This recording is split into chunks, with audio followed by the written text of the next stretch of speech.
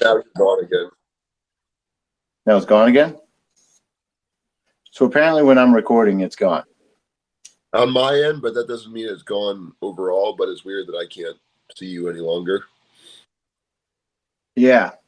So I'm just going to keep it like this for now because I can't figure out. I'll ask B when I talk to him if that's common. I'm trying to think if I had done Jitsi with anyone else, but I'm not sure. Yeah, look, either way, I mean, ultimately the audio is what matters, and just just do this as a straight, a pretty straightforward one. Yeah.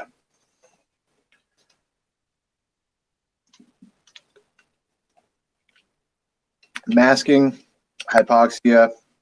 So what triggered me was to get into this talk was the coach at I think it was, what did I say it was? Pembroke, something like that, up in New Hampshire, that was fired for not forcing the runners that he was coaching to wear masks while they were running outside. And for me, it became like, oh, first time this happened, so is this a pattern that's going to continue? And is there any way it's justified one way or the other? In him not making the kids wear the mask, or in them firing him for this? Because the basis for firing someone at that point has to be like you're putting them in danger, right? Yeah, I actually just I just pulled it up from like a running website called milesplit.com. You know, Pembroke, nice. Pembroke Academy, New Hampshire.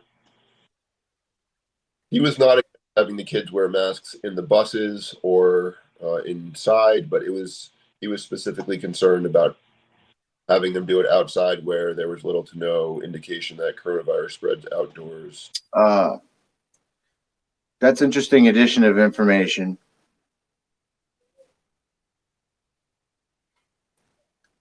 I wonder, because there was I didn't see anything else linked to that or reported that gave any word from the officials at the school or anything like that.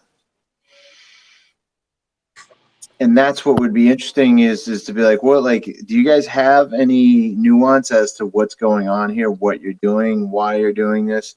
Because if we're going to start firing people for, what otherwise would seem innocuous before March 2020, it sets a new precedent. Yeah, I was just reading that. Basically, the coach said that couldn't, in good faith, enforce a rule which is being outside and competing with masks that he did not believe made any sense from a safety perspective. He could not, in good faith, ask his athletes to adhere to that. And, as you just said, he was fired. At that point,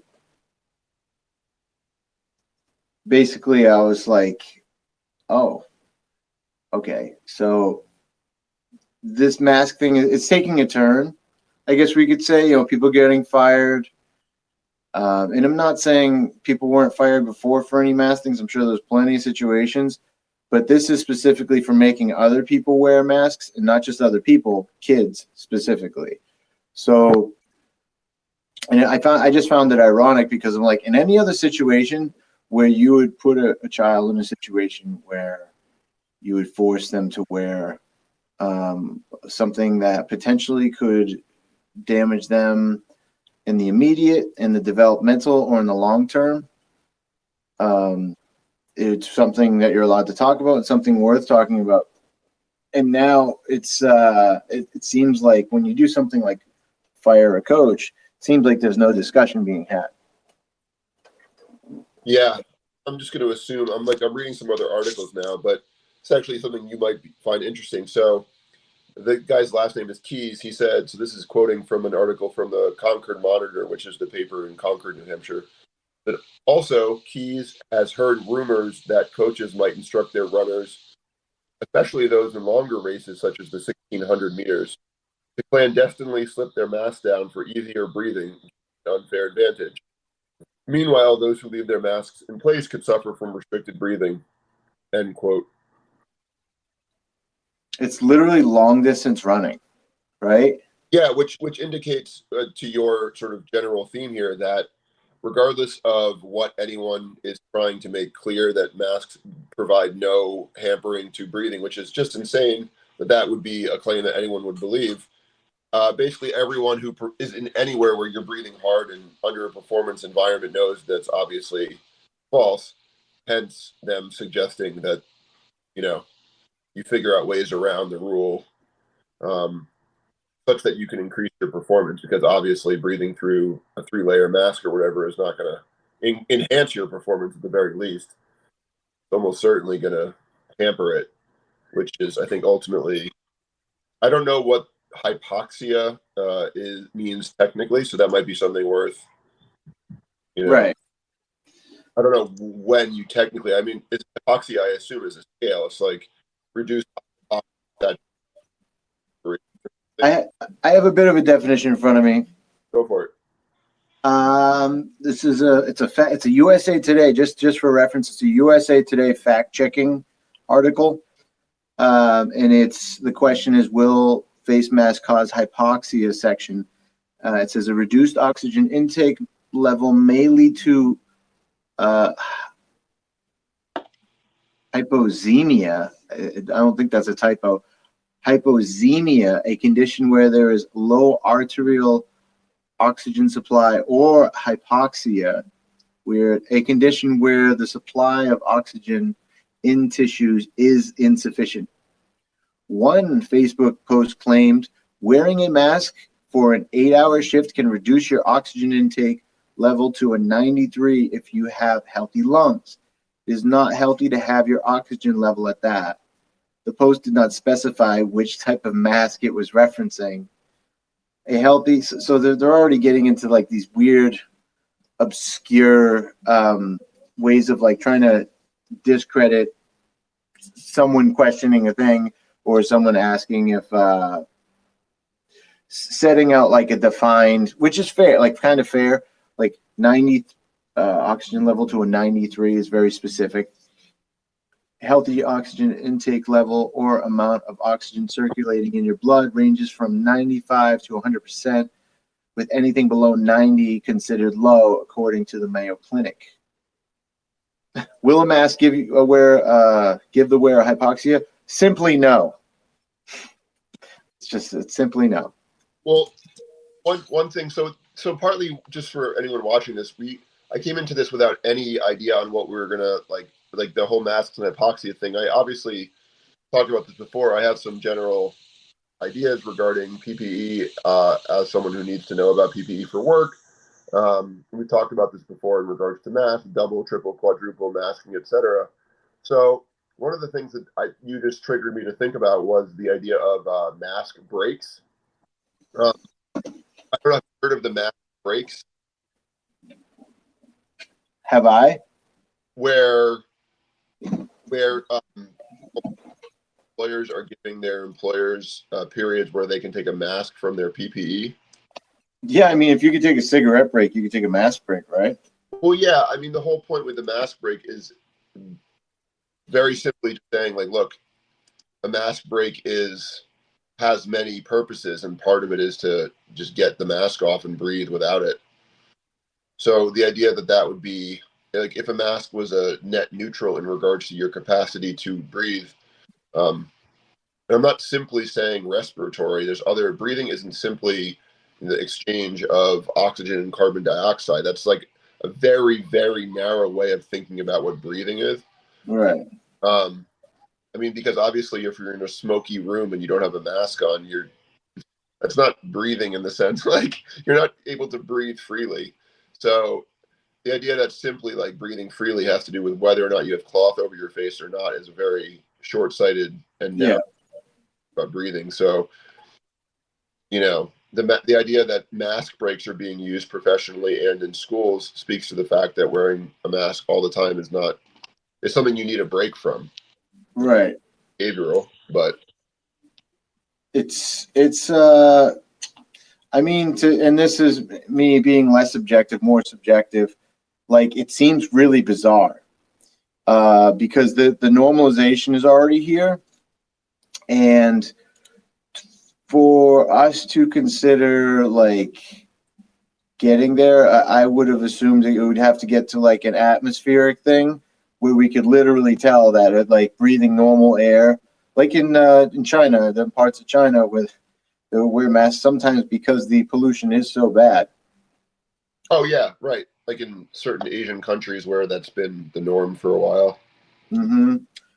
And I've talked to John about that quite a bit because he's been over there, and the normalization can be for medical reasons, but there's other reasons as and like the pollution as well. Right. This Go go on. ahead. The Wareham Public Schools mask break protocol. Quite interesting because it's a very specific document that speaks to what we're talking about. So really quickly, mask break protocol. Point one: mask breaks may be offered at the beginning of each class. This is going out to all Wareham Public Schools, so small size town in Massachusetts. Number two: students are instructed to inform the teacher if they are feeling ill, headache, dizziness, nausea due to wearing the mask for an extended period of time, and they may remove their masks. Anytime a mask break is taken, also made at least 6 feet apart. Etc. And then like basic hygiene stuff as well. If a mask break occurs indoors, limit the duration to less than 10 minutes. You get my point. Basically, What was that last one? Lower to less than 10 minutes if what?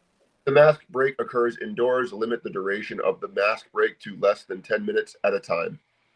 Oh, I see. And then there's just basic mask hygiene stuff that I could read, but is pretty redundant. But you get my point though. Is like, and I can find a bunch more now that I know what I'm looking for. Needham mask break. I don't know why I'm getting all mask stuff, but it's actually the same. It's actually the same. So at least it looks to me quite clearly that Massachusetts, for instance, has a whole protocol on mask breaks. Yeah, for the schools and whatnot. That we know that this is an issue with basically breathing through a mask all day, and we want to basically put it in writing that we know this is an issue and this is how you should deal with it. Very unlikely that the same people writing protocols are also going to say that masks have no possible breathing impediments. Restriction, yeah. When at the same time they're literally saying that we know breathing through masks can be challenging, and here's how we're going to deal with it. In this in the USA Today fact check, where at the end of here of the will the face mask cause hypoxia, and they say simply no. The only thing that they basically appeal to authority, and here's the quote: "This misinformation." So it just starts with using that term.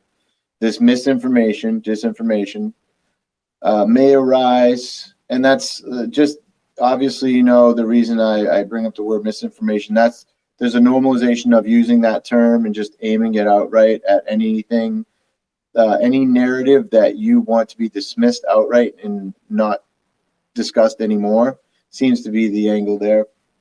May arise from the feeling of lack of air due to mechanical obstruction, depending on the type of mouthpiece we are using. But the feeling of obstruction is because we are not used to using the mouth mask. But as such, it will not cause you any hypoxia. That's the statement. Dr. Right. Daniel Pua Diaz, an academic from so they make sure to go over this, an academic, because you want to take all your advice from academics, from the Department of Public Health. He must be really good at what he does if he got to the Department of Public Health at the National Autonomous University of Mexico Medical School, told Animal Politico earlier in May. Yeah, that's my biased take on that. Okay, good. So now I'm going to play devil's advocate and push on you a little bit. So it seems like we're both agreeing on the fact that the sort of absolutist language used to say that there's no issues are clearly a partial truth, because we can find tons of documentation, even from the same organs that are saying there's no issues, that there are issues.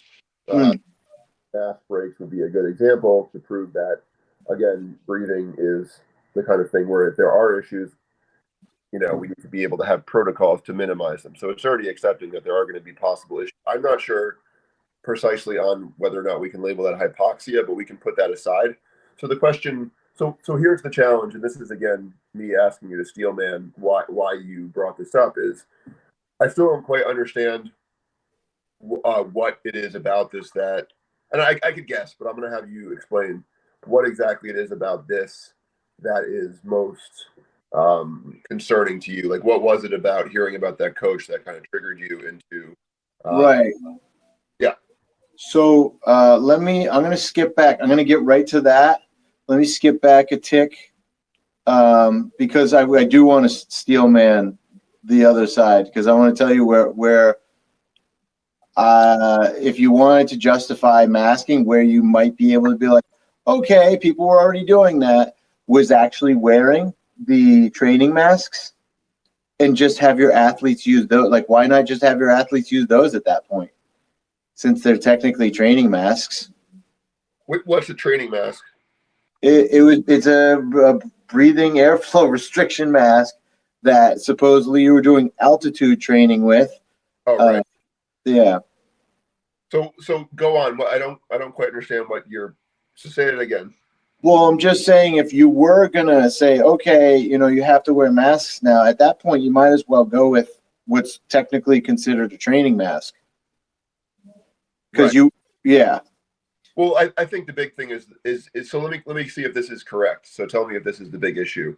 I mean, the big issue for me is the claim that there's no impediment to one's oxygen intake breathing through multiple or single layers of fabric.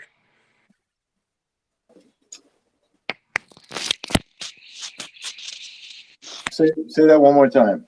The big issue for me, if there was a big issue, is the fact that there is nuance here, and the nuance is being erased to promote a very specific agenda, which is there's no downside to masks. There's no, like, the idea, the big issue for me is it's essentially taking any critical thinking and throwing it out the window and saying there's no reason not to wear a mask literally all the time. And that comes with like a heavy appeal to authority, just wrapped in that. Right. Like, well, so for one thing, this is an interesting little side piece, but I've done some winter camping and backpacking, which essentially means you're sleeping outside when it's very cold. So one of the things you're instructed very clearly never to do is basically breathe into your sleeping bag, because you can actually die. So it's obviously not the same, but I mean, die from hypoxia or the hypercapnia? I'm not positive which one, but essentially it's a lack of oxygen. You pass out and you just die.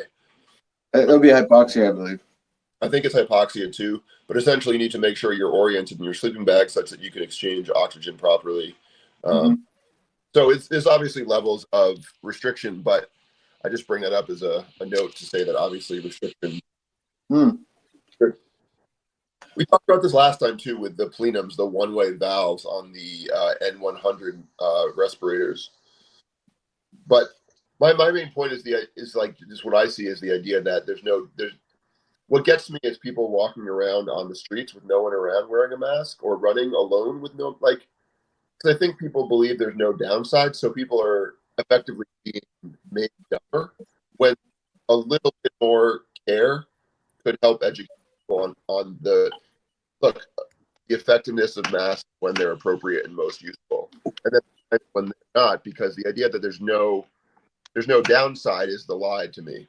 The idea that you basically live your whole life. Well, I think you're right, and the concern with that is that you've definitely been told to wear one, that you're safer, that you're healthier, but at no point, like, have I seen and maybe I'm just not seeing it. Maybe this goes on all the time in workplaces and schools and stuff like that. But as far as I'm talking about, look, we did a state of emergency, then we claimed there was a pandemic, and that's a national thing. Like, no matter if you went to school or work or whatever, like, you figured out that that happened because the propaganda was all there to tell you exactly what was happening. And you were also told to wear a mask. Now, I don't recall at any point well, actually, so I'll back up in a second to where I have seen them telling you to maybe not wear a mask. But after it was decided that everyone should be wearing a mask, general population, at least in the United States, I hadn't seen much propaganda saying, hey, guys, let's have a conversation and notify you that these things, although they may help you save you from a virus or save other people from catching your virus, they are not a good idea to wear them all the time, or you might want to be careful if you wear them all the time. It's so crazy. These websites guidance for wearing masks, CDC. So there's one point that they do make that says, and this is the language specifically, so I'm quoting, everything else was essentially what you would imagine. This says, this is the one sort of counter point. Masks may not be necessary when you are outside by yourself, away from others, or with people who live in your household. However, some areas may have mask mandates while out in public, so please check the rules in your local area. So where's that? That's on the CDC website under guidance for wearing masks. Right. April 6th, so it's very recent. So the idea would be that I would be sentences, and there's no encouragement to get fresh air anywhere. So there's no counter to the idea that essentially there's no downside, it's all upside. Here are the times when you don't need to. So that's dependent on whoever, me, going to a CDC website and reading through it, and knowing that that's what I should be listening to. That should be my guideline for going through the pandemic, or how to handle all things pandemic. The same CDC that was caught doing things that were seemingly inconsistent at times. But, you know, if I don't know what I'm doing in the first place, I wouldn't even know that information. So it's expected now, and I noticed this through this process, and I'm going to jump back to another point that's going to be very relevant, and that is that I've noticed all the state websites and the Fed websites being, I don't know if they were upgraded, but they were definitely made to be heavily used, more so than before, as far as I can tell. And like for example, like getting your license is a lot easier online now, whereas you know, years up to now, it was like getting ramped up to make that process easier. But now after this pandemic experience in 2020, now a lot of these websites are really ramped up, and you know, it is what it is. Obviously, that's going to happen, but it's just an interesting note. So there's a video on our True Spasm Media Instagram, and that is a video I shared some days ago, and it was at the beginning of the pandemic, and it was from I believe the CDC, it might be the WHO, but it was very specific in saying that most people don't need to wear masks, and that the only time you need to wear a mask is if you're sick, and the only time you need to wear a mask is if you think you could spread sickness, or you're in an area with a lot of sickness, maybe like hospitals and stuff like that. And anyone can check that out at any point. It's maybe I'll bring it up here, but that was one of the things. So when I saw the coach that was fired for not making the runners, the student athletes, wear the masks. That was so the whole thing kind of came to me. I'm like, this has gone in a crazy direction, considering we started at the point of most people shouldn't be wearing a mask. It went from most people shouldn't be wearing a mask, even Fauci saying that same thing, to later on Fauci making like a quasi apology for in admitting that he misspoke and that the science had changed, and also admitting that they wanted to save the masks for the healthcare workers. So you can use that and you can say, okay, it was just, you just lied to us because you wanted to get the masks to the healthcare workers. Right. Okay. But then now we end up at this place. It's like, okay, now people are being fired from jobs for not wearing masks. So we've gone through this whole process now where people are getting fired because they're trying to not put children in a position where they might be in harm. And again, my point is, it's people might respond to me and be like, Sean, like they're not going to get like hypoxia and die. And I'm not sure that that's not true. I believe that there were kids who have passed out while wearing masks, especially when we first started doing all this. And you can quote me on that. Maybe don't quote me on that, but I'll try to find links for that. I do believe there's at least 1 or 2 cases where I was reading about something along those lines. And yeah, now this is where we are. Yeah, I mean, one of the interesting things, I went to 2 separate links from the CDC website that I was just talking to you, that particular page, and both of them linked to the same study that they keep quoting. It's the 2 mask study that we talked about last time we talked, so I'm not going to get into it. One of these days, I'll track down more of the actual. I was thinking about this the other day. Like, I'm curious to know how many laboratory studies they've done on masks. And I'm sure there are more than a couple, but it's interesting that they're not linking to them. They're linking to the one that used the head forms. A pliable elastomeric head form was used to simulate a person coughing by producing aerosols from a mouth. Oh, I remember seeing that. Yeah. Weird. That was a weird. Yeah, so they're not even using a human wearer. And so, like, I would like to see, I'm not saying it doesn't exist, I would like to see some more studies that this would be a useful thing to track down on the quality of laboratory studies looking at particle escape from certain types of masks and effectiveness of surgical masks from preventing particle size, whether it refers to SARS-CoV-2, et cetera. So I just found it interesting that they're linking to the same study here as opposed to having multiple studies they can draw from.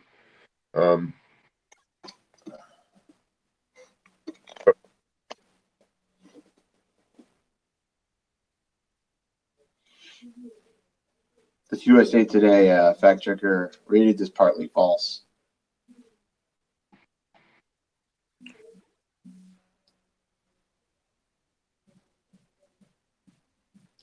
Yeah, sorry, go on.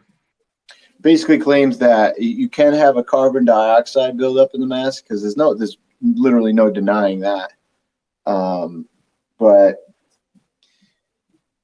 it's unlikely, which is weird to say. It's a weird statement according to the CDC to say carbon dioxide could build up in the mask, but it's unlikely. It's not that likely.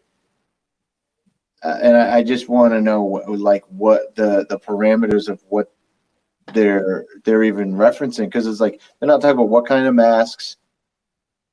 They're not talking about the type of person, like how people's breathing patterns. Like there's no factors. And I know it's just a USA Today article, but this is according to the CDC. And I've gone to that website, and they don't always mention these things. If not, they rarely do at all. Yeah, so I'm on the CDC.gov website. So they're talking about specifically about outdoor workers. It says if you work in a setting where masks could increase the risk of heat-related illness or cause safety concerns, for example, straps getting caught in machinery, discuss occupational safety health professionals what mask would be suitable. Prioritize wearing masks indoors and when in close contact. In cold weather, wear masks under winter gear such as scarves and ski masks. Um, so basically, right at the beginning, although they did not address specifically what kind of heat-related illness, they did make clear mention that heat-related illness might occur or be enhanced per masks. And then to directly address what you brought up, they said mask use and carbon dioxide. Wearing a mask does not raise the carbon dioxide level in the air you breathe. A cloth mask does not provide an airtight fit across the. So already they not provide an airtight fit, which should be a problem. Anyways, the CO2 completely escapes into the air through the cloth mask when you breathe out or talk. CO2 molecules have to easily pass through any cloth material. In contrast, the respiratory droplets that catch fire that causes COVID-19 are much larger than CO2, so they cannot pass as easily, bolded, through a properly designed and properly worn cloth mask. So that's directly from the CDC website. Seems to contradict itself to a certain degree, but that's per what they're saying. So Yeah, because that's something that you had made a point of several times before, as far as the mask having to be tight enough. And if the mask is tight enough, that's something you need to make very clear to the whole populace. yeah, look, and by the way, I'm not making any specific claims. I'm just trying to dig into what you're talking about in regards to hypothesis. It doesn't seem like it seems like it's being denied that there's any possibility of CO2 buildup, and then at the same time they're providing pretty distinct areas where it might be a problem, like during heat illness.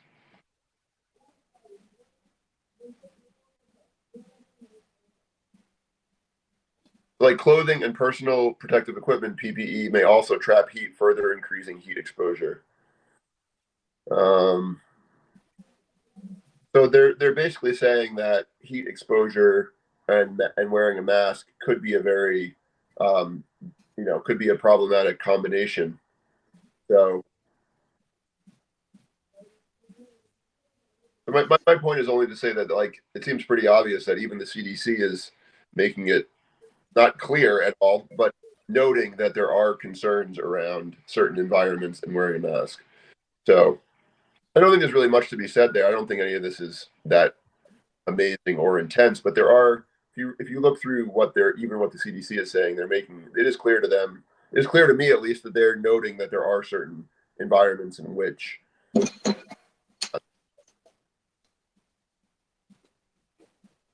Noting that what? well that there's some safety concerns with wearing additional PPE over what you normally wear. Surprising. This is all old news. Which is why I brought up PPE concerns for people who work in trades or in the medical profession, because this stuff is well known. That's none of this is surprising. Look at this. So this is buried deep in multiple links. This is CDC again. Increased heat burden associated with cloth face coverings or mask for healthcare workers. Additional PPE required for COVID-19. These can trap heat close to the skin, prevent normal cooling. To increase the effort required to breathe through a cloth face covering or mask. And then they also brought up increasing anxiety you may feel during wear. Increase physical activity if you need to do more than your usual job tasks. For example, you might have to walk or lift more due to social distancing concerns, and that might increase your risk. Longer work shifts resulting in spending more time in the hot work environment is also a risk. So it's bad, but they actually said it increases the effort required to breathe. Right. Which they basically said wasn't a problem. Right.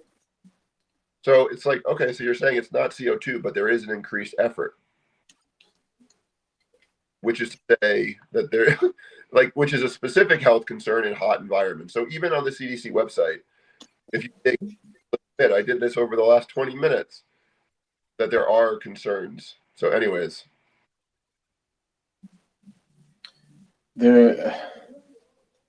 Well, they already said there was no concern otherwise in other places. They already said there was no concern. Exactly. Interesting thing I just came across was an article about masks cause damage. Study reveals mask hypoxia blood clot connection. So then this was from July 26, 2020. So the reason it's obviously interesting now is all these vaccines with their the blood clot issues. So you could make a few different speculations here. One being that maybe these people who are getting vaccinated are just part of this population who's having blood clot issues due to the masking, and it's just catching up to them or whatever. Or masking and the vaccine exacerbating the potential for blood clot issues to emerge. Yeah, exacerbating. Exactly. Yeah. Yeah. So exactly, as I'm digging too, this is from the same. Says wear cloth face coverings or masks that are lightweight and light in color. This is for the heat injury. Do not layer cloth face coverings or masks over respiratory protection, which is confusing, but I understand what they mean. Basically, if you're wearing a proper respirator, let's say for chemical protection, if you're working in, like, let's say an environment where you're spraying noxious fumes, paint.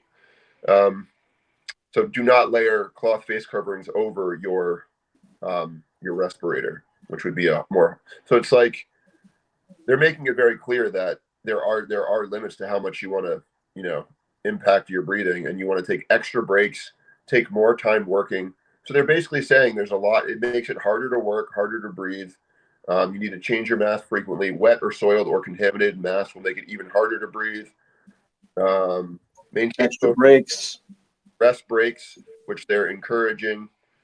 This is all normal PPE stuff. I knew about the mask breaks from learning about how to use N100 plus respirators. It's the same protocol. This is not new for me, which is why all of this was strange, that you have to dig deeply to find that some of this stuff is, versus saying like there's no issue whatsoever. And I'm not making any claims that masks are good or bad. That's not what I'm saying. Just simply saying that even with a small amount of research, you realize that it's not as cut and dry as being claimed to be.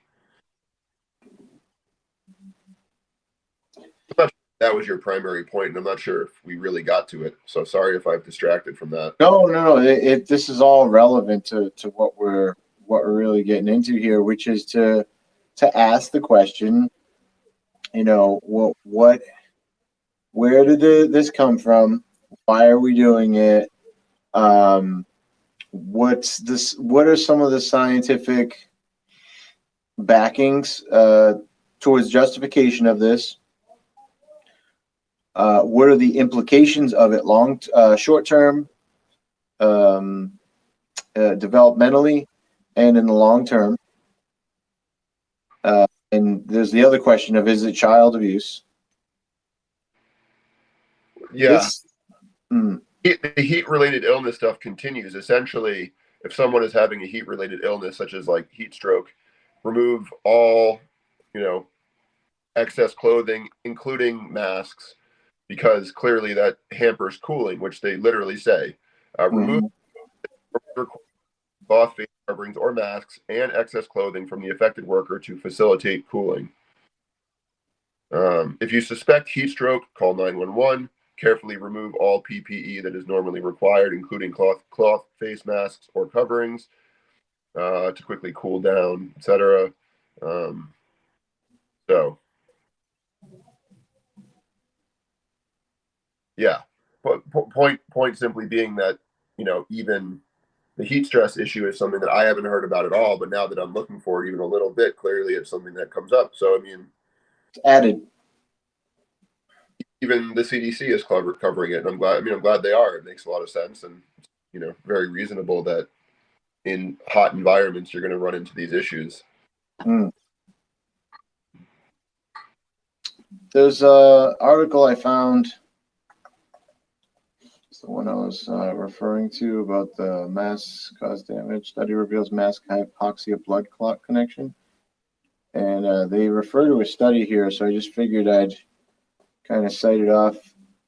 A study found that the level of protein S dropped by 15% when O2 levels were at 15% instead of the normal 21. A very well cited article by the Oregon Dissenter entitled "The Lethal Link Between Masks, Hypoxia, and Blood Clots" extrapolates this research and explains the implications. And this is in quotes. Just a 5% drop in blood oxygenation is considered abnormal, but a 15% reduction will cause noticeable symptoms. These include headaches, dizziness, nausea, and cognitive impairment. Even surgeons can suffer low O2 and associated symptoms merely from wearing a surgical mask at sea level. The air we breathe is 21% oxygen. High altitudes where pilots can suffer ill effects begin at even 5,000 feet. The N95 mask commonly worn eclipses that elevation. It is well known to cause a 20% reduction in O2, which stimulates the 16% O2 of 6,000 feet. As the N95 simulates a similarly low oxygen saturation, this indicates wearing a mask may decrease your natural ability to prevent blood clots by 50%. This has potentially serious implications. A web search for blood clot COVID returns many stories about the virus-induced blood clotting and its lethality for those patients. In late June, researchers in Utah discovered that platelets reactivity is the cause of COVID-19 clotting. Yep. That's interesting. Good.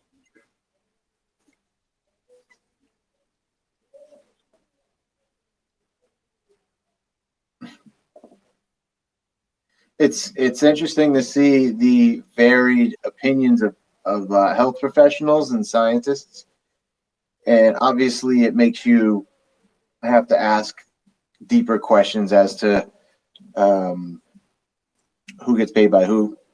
Dude, so dude, this is something you can do quickly too, and I know we're kind of just like doing this in live time, and I'm not sure if it's the kind of thing you want to listen to, but I just searched Google. I just changed the date range of articles I want to get to, 2016 to 2019, and no good choices. A mask may block out some pollution, but have other ill health effects. A mask may also cause respiratory distress and become a hotbed. It's like, this is like, I'm getting tons of articles about the mixed effect. And now, like, all the articles during the last year have been like, well, there's no issues. That's the narrative that seems to be strong. By the way, I want to just mention, so Brave tells me that so far since I've been using it for like past month or two, I've saved 2.4 hours. And if that's true, fuck yeah. What did you mean by hours? I have no idea. It tells me how many trackers and ads have been blocked, your bandwidth saved, and the time you've saved. I'm assuming because of some of that. Yeah. I don't know. I don't know if that's true, but if it's anywhere near true, then go use Brave, guys. Yeah. Dude, so I'm reading. This is ill-fitting mask, lead pollutants. A mask that's too tightly can also be problematic. A person wearing any kind of mask faces breathing resistance as air filters through the device, making the wearer work harder to inhale than he would without the mask. This is so obvious, but I'm just reiterating. Quoting, this can have several adverse physiological effects when the mask is worn for long periods of time. Moreover, carbon dioxide that is exhaled can get trapped in the mask and etc. It's not. I'm not even saying this is a great. But my point is simply that you just change. All I need to do is change the dates. All I need to do is change the dates, and I start getting a lot more varied and Mhm. polarized articles on times to wear and not to wear respirator, both N95 and less so. Like, what are the effects of wearing an N95 mask? Apparently, this is no longer available, so I don't know what happened to that. Yep. National Environment Agency, that has been eliminated. So, and even going back to the heat thing, very clear that there are problems with masks when it gets hot, especially if you're working in an active job, which means obviously even the CDC is making very clear claims that there are certain environments in which wearing a mask is quite dangerous for you, particularly when it's warm and you're working hard, which would be like what? I don't know, which is how we got here. Yeah, I know some people that like move heavy things for their job, like really heavy things. They're very big, strong people. Like 163 weighs 360, super duper strong. The other guy I'm thinking of is 6'5", weighs 315 to 320, super duper strong. And they've told me about, you know, how hard it is to wear a mask at work. And one of them has told me how like there's been people who are trying to boss him around, being like, "You need to have your mask on," and he'll just be like, "I'm outside. You can do whatever you want. I'm not putting this mask on." Yeah. Super tough to move things that weigh 4, 5, 6, 7, 800 pounds when you're wearing a fucking mask. Yeah. I know that just as a coach. Yeah, I'm just looking at stuff. Evolution of N95. This is Scientific Journal. Evolution of N. This is semanticscholar.org. Evaluation of N95 respirator use with a surgical mask cover, effects on breathing resistance and inhaled carbon dioxide. So my point is, there's plenty of articles out there. Effectiveness of N95 face piece filtering aerosol.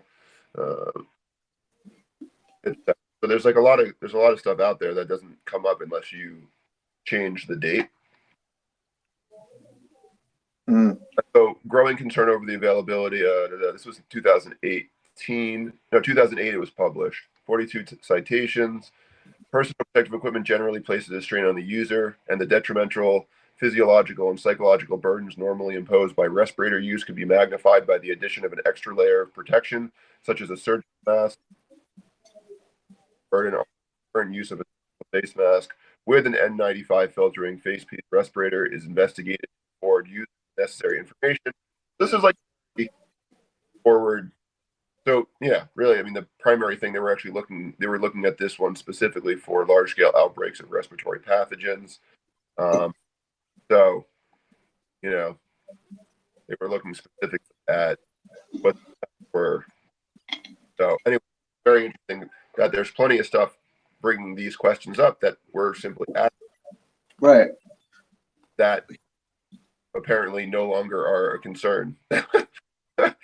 Yeah, here's a big question to add on to all the other ones, and that is, if you are a pregnant mother, are you? I'm going to say yes. You're being asked to wear a mask because I saw a video the other day of a Jewish guy and his wife, and they were kicking.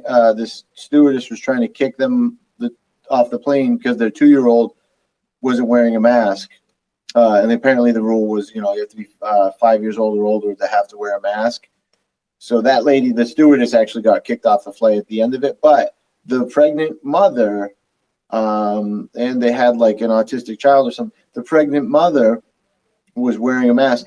Is that child abuse? Okay, because then you're going into the womb, into the body, and is that like precog child abuse or whatever? And who's to blame for that? The person wearing the mask, or the people that are trying to push the person who's pregnant with the child to wear the mask? Yeah. Oh, so this is again from CDC website. Just to add, what to do if you find wearing a mask uncomfortable? it may help to practice wearing a mask at home for short periods to get used to try different styles and fabrics. Number two, try relaxation techniques such as breathing in and out deeply or listening to soothing music while wearing a face mask, which will help you keep calm. So, I mean, I'm not even trying, and quite simply, like the idea that some people ask in many environments doesn't really seem helpful.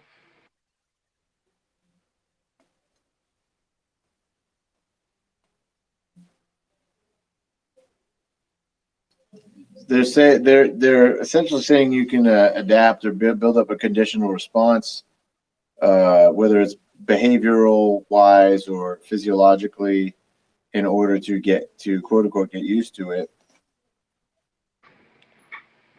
Yeah, I mean, look, hey, that makes sense. I mean, if that's what you're trying to get people to do, then we know that you can train people to endure lots of things. So the question I don't think is for us is necessarily whether or not people can get used to wearing masks for long periods of time. Clearly they can. The question is, moreover, is it required that such a black and white be to convince people of how to behave? So maybe that's the calculus, that it's required to do it that way versus give people a little bit more information so that they can not be wearing a mask when they're walking outside alone.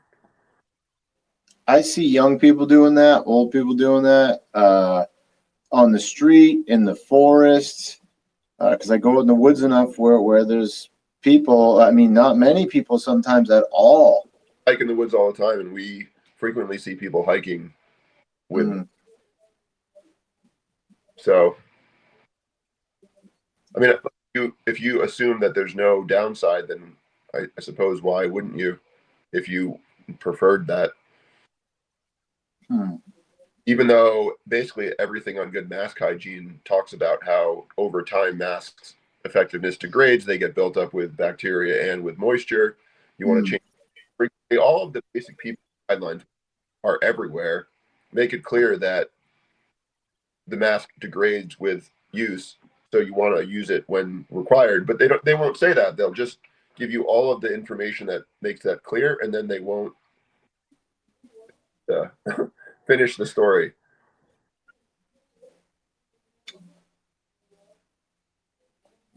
That makes sense.